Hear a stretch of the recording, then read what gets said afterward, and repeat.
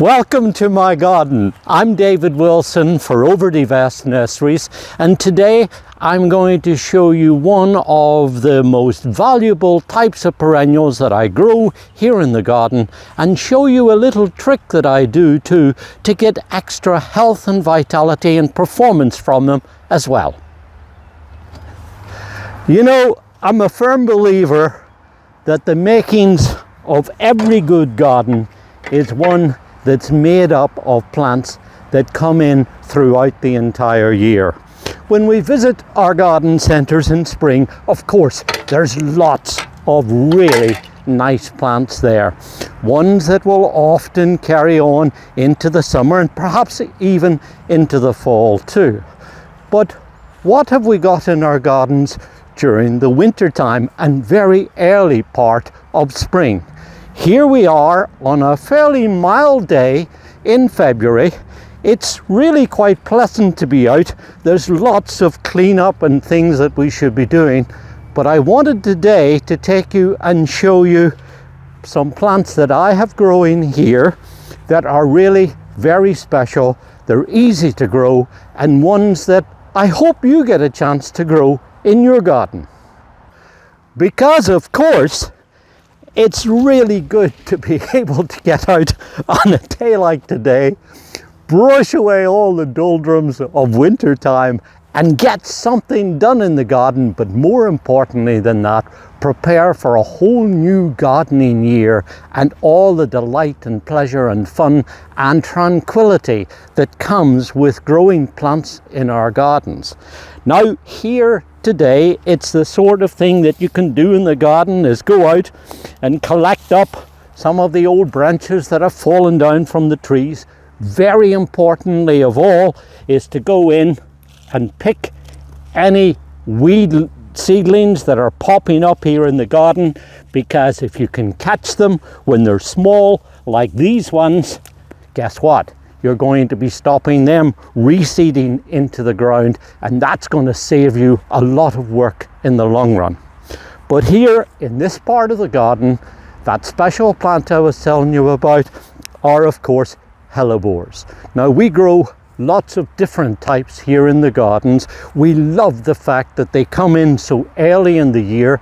They're hardy, reliable, very easy to grow, and very important in this garden. As you look through the ground here, you'll see your deer tracks running all through the beds.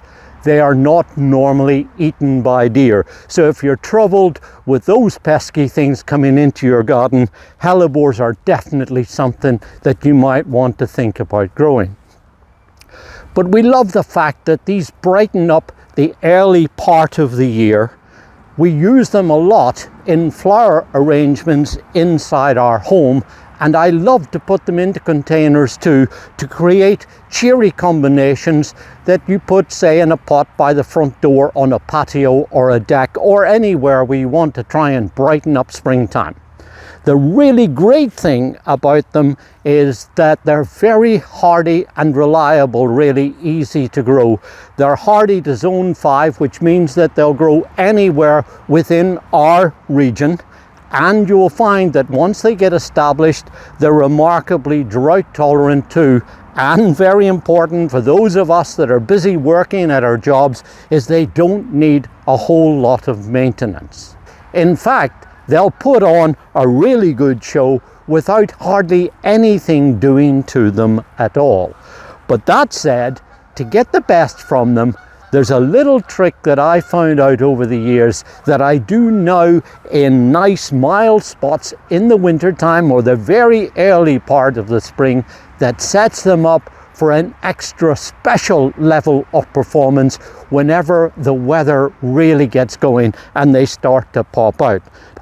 Now, if you take a look at these plants here, you'll see that now that we've had some really quite nice mild weather in the last week or so, that they've already started to move. Here's the young growth coming out now, and right at the tips of it here are already flower buds set. Here's the old foliage from last year, the evergreen foliage that has been so really valuable with its dark green glossy foliage and these purple reverses to the leaves with this particular variety. But as you see now, after the effects of the winter, it's a little disheveled. And that's what I want to do today, because we can go through now and with a pair of pruners just trim back some of these old leaves and leave the young fresh growth to pop out, so that then when you gather these up together, we clean up the clumps, and then whenever they do pop out, and in another few weeks, whenever we start to get hopefully the worst of the winter past, we'll see that then each of these clumps will begin to really show off all of their beautiful quality. And that's one of the things I really like about hellebores. They seem to be able to cope with early spring starts and stops. Unlike several other plants that I grow in the garden, they'll start into growth in springtime and then get zapped by a sudden cold snap. But hellebores are different in that they start to grow, and then if we get a cold period or maybe even snow, they just seem to sit and wait. And then when it warms up again, they start into growth as if nothing ever happened. Certainly here in this garden, I see very little damage from the stop-go action. And that, for me, is one of the great things about them. So just to show you that in a little bit more detail, here's the young growth into the center of the crown, and here's the old stems here. So with the pruners, you go in near the base, and then basically just cut out these old leaves, chopping them out quite near the base, and then you just, as you say, take these out, and that makes way then for the new growth that's going to emerge from the center of the crown. And now it's time to give the site a little bit of a clean up. So with a rake, it's just really a matter of going through and raking back any of the leaves and the old trimmings that are here, cleaning up around the plant a little bit. As I mentioned, if you see any weeds, and look here, there's another little weed there, important to get those out before they start seeding, and then just rake up and clean up around the plant. And now this is what I wanted to show you. This is a slow release fertilizer.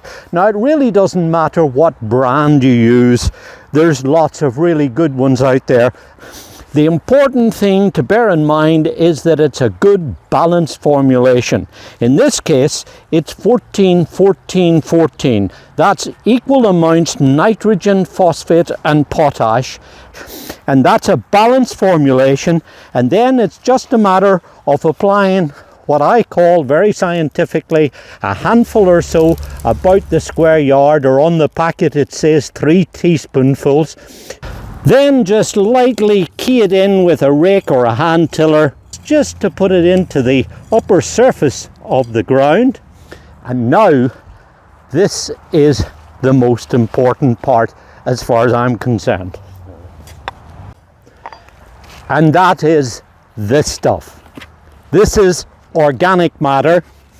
It's homemade compost. This is material that has come from the garden, old leaves that I've raked up over the years, grass clippings, weeds, anything that will biodecompose, as you've seen. And now this is just full of nutrient, and more importantly than that, this is humus-rich material that just builds structure in the soil. It's the sort of stuff that plants love to get their roots into. It's the sort of stuff that builds good, big, strong, healthy plants.